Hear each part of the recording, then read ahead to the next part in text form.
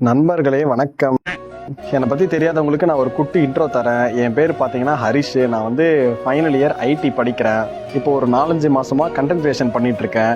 எனக்கு என்ன ஆசைனா என் சொந்த காசில் டிரான்ஸ்போர்ட்ஸ் வைக்கணும் அப்படின்னு சொல்லிட்டு ஆசை. அப்புறம் ஏன்டா இன்ஜினியரிங் எடுத்தேன்னு கேட்டிங்கன்னா தெரியல. நான் என்ன நினச்சேன்னா இன்ஜினியரிங் முடிச்சுட்டு அப்படியே எம்பிஏ பண்ணலாம், அதுக்கப்புறம் கண்டென்ட் கிரியேஷன் பாட்காஸ்ட்னு சொல்லிட்டு அதை மெயினாக ஃபோக்கஸ் பண்ணிப்போம் அப்படின்னு சொல்லிட்டு எனக்கு ஒரு ஆசை.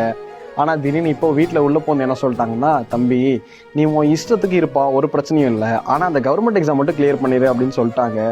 எனக்கு ஒன்றுமே புரியல என்ன பண்ணுறதுன்னு சொல்லிட்டு. ஆல்ரெடி என் லைஃப்பில் பல அன்எக்ஸ்பெக்டட் ட்விஸ்ட்டு, நான் எதிர்பார்க்காத நிறைய விஷயம் நடந்துருச்சு, நிறைய கஷ்டங்களும் கூட.